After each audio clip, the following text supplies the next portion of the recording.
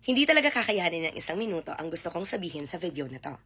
Good morning! Gumawa ako ng video nung isang araw at nilalahad ko sa inyo ang aking pagsuporta kay Pastor Kibuloy dahil hindi ako naniniwala sa mga aligasyon about sa kanya. Pero nais ko lang pong klaruhin na just because I support and stand Pastor Kibuloy, na hindi ako sang-ayon sa ginagawa ng SMNI na napapublish din sila ng fake news. Bakit ko to sinasabi? Dahil may mga sinasabi talaga sila sa kanilang news channel na hindi naman makatotohanan, especially pertaining to House Speaker Martin Romualdez. Alam kong matagal-tagal na talaga ang hidwaang ito, last year pa. At sabi ko naman at klinaro ko na ayoko talagang makisali sa kung ano man ang personal na away ni House Speaker Martin Romualdez at sa mga bumabati ko sa kanya. Pero nais ko lang po ding klaruhin na sa 2024, ayoko talaga ng fake news. Just because I respect you, hindi ibig sabihin na sang-ayon ako sa mga ginagawa mo. Just the same way that I respect PRRD, but I also must clarify that I do not agree with everything he says or does. But it doesn't mean that I'm going to insult PRRD. Hindi po ganun yon. Hindi porket mahal mo ang isang tao, it doesn't mean na lahat ng ginagawa niya ay sang-ayon ka dapat. Panatiko yon. Hindi ako ganun. Si House Speaker Martin Romualdez ay nakatrabaho ko na po bago pa po nanalo si BBM at si Ma'am Sara Duterte as Vice President. Kaya hindi ko naiintindihan na katulad ng pagtawag niyo sa kanya ng tambalos-los, tinatawag niyo akong traidor. Just because hindi ako nakikisali at hindi rin ako nagsasabi ng anumang kasamaan at panginginsulto sa mga Duterte. Bakit? Dahil pinili ko po ang side talaga ni House Speaker Martin Romualdez ng Tingog Party List, kay Congresswoman Yada Romualdez at kay Congressman Jude Asidre. Dahil nakatrabaho ko sila.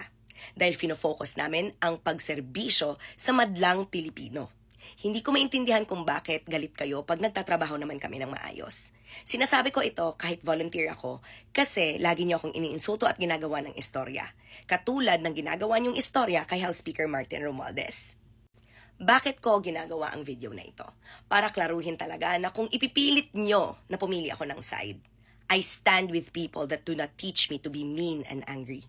I stand with people that focus on the Filipino people and the service that should be given focus on. Especially that as House Speaker Martin Romualdez has rendered service above and beyond what is expected of him because of his support to the President. Hindi talaga ako sasang-ayon sa kahit na sino mang tao na nais batikusin at sirain ang gobyernong ito, lalo na pag ito naman ay nagtatrabaho.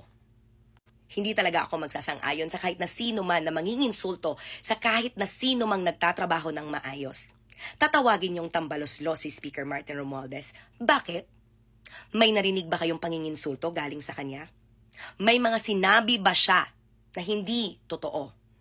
May mga ginawa ba siya sa Pilipino? Sa mga Pilipino, nakaririmarim. Wala naman siguro. Wala naman sigurong pinapatay si House Speaker Martin Romualdez. Wala naman siguro siyang binastos. Pero kayo, binastos niyo siya, hindi ho ba? At dyan, hindi ako sang-ayon. At dahil dyan, nawala ako ng gana to openly support dahil hindi deserve ni House Speaker Martin Romualdez ang pinagagagawa niyo sa kanya. Yung insultuhin niyo siya at tawagin yung malanghiya. Yung tawagin yung tambalos-los, pero lahat naman ng tulong na kailangan na kahit na sino man na Pilipino, sa bansang ito, simula nung naging House Speaker siya, dumarating at nauuna. Hindi niyo ba alam yun? Wala naman hong umaangkin sa pera ng bayan. Pera ho ng bayan yan. At nagtatrabaho lang ho si House Speaker Martin Romualdez, ang Tingog Party List, kasama na ako, kasi yun naman ang tama.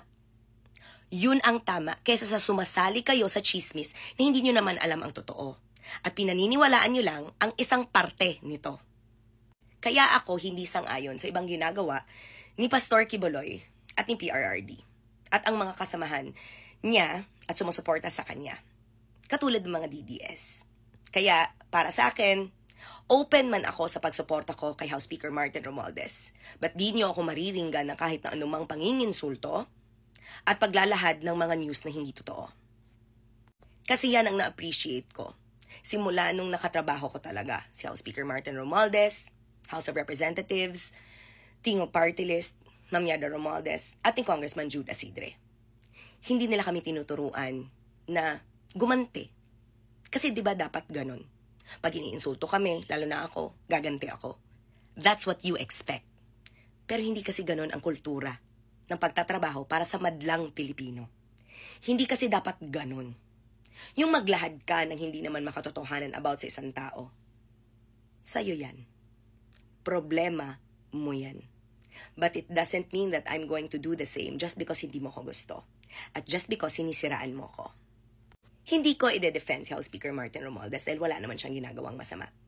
Sa makatotohanan, ang gagawin ko lang ay magsasabi lang talaga ako ng totoo kahit ikakagalit niyo man ito. Sasabihin ko talaga na una kaming dumarating. Sinasabi nga nila, di ba, nag-iiba pa lang ang ihip ng hangin. Naka-ready na ang ayuda mula sa Tingog Party List. Totoo yun. Kasi wala naman hong disaster starting last year and even the year before that or the years before that na hindi kami nauuna. Totoong kami nauuna. Hindi lang talaga ito lumalabas sa social media dahil wala namang gumagawa ng ganon. Kasi hindi naman nauuna ang publicity ng mga trabaho ng mga Romualdez. Yun nga yung kasamaan doon. Kasi nauunahan kami lagi ng chismis na hindi naman totoo. Nauunahan kami lagi ng chismis ng mga tao dahil hindi naman yon ang priority namin. Oo nga, ginagawa namin ang dapat para sa madlang Pilipino. Ginagawa namin ang dapat dahil yun naman ang mandato namin. Pero hindi ko naiintindihan bakit kami binabatikos dahil nagtatrabaho kami ng maayos. Sinasabi kong kami kasi, sige, pipiliin ko sila. Pero dahil man pinili ko sila, it doesn't mean na mangiinsulto ako ng ibang taong nangiinsulto din sa kanila. Dahil hindi naman ako bastos. At hindi ako tinuruang maging bastos ni House Speaker Martin Romualdez. Actually, sa makatuwid, ang sinabi naman niya sa akin ay, we focus on the Filipino people and the public service that focuses on platforms and performance. Ganon si House Speaker. Ganon sila ni PBBM. Soft-spoken, kalmado. Sige, pababayaan ka kahit bastos ka na sa kanila. Kasi ganon sila. And para sa akin, kahit man maldita ako, kahit man demonita ako, kahit man tawagin niyo akong traidor, it doesn't matter. What matters is, even if you don't like me, ako ang unang dumarating pag kinakailangan ako. Dahil yun naman ang mandato sa akin at yun naman ang dream job ko. Ang magpakita sa sambayanan at ipakita na ang gobyerno ay hindi naman nakakalimutan ang mandato nila. Lagi niya namang sinasabi, di ba, na tambalos-los si House Speaker. Pero dito na lang ako tatayo sa tambalos-los na ginagawa naman ang trabaho niya. Na nagpapadala ng tulong kahit saan man. And mind you ha, doble-doble po ang ayuda sa Davao Region. Kahit ito naman ang isa sa mga rehiyon sa buong Pilipinas na galit sa kanya. I'm not saying that you should thank him. I'm not saying that you should change your mind about him. Nasa sayo yan. I'm just simply telling the truth. Alam niyo ba na emergency cash transfer ng 9,960 ay sa Davao Region unang ginawa? Dahil sa sheer line ng mga baha lamang. Kami nga sa Caraga Region na doble-doble ang sako na natanggap namin. Wala nga kaming ganon. Pero masaya kami sa ayuda ng Tingog Party List at ng DSWD. Yan ang realidad. Sa mga nagsasabi na hindi mahal ni PBBM ang Mindanao, hindi rin po katotohanan yon. Dahil itinalaga naman niya si Sec Amina Pangandaman sa DBM, isang Mindanawan. At katulad ko, nag-iikot ako sa buong Pilipinas para ilahad talaga na si PBBM hindi nakakalimot sa mga taga Mindanao. Bakit naman niya gagawin to? At bakit naman to gagawin ni House Speaker Martin Romualdez when in fact, his wife, the beautiful Congresswoman Yada Romualdez of Tingog Party List, is actually a Mindanawan.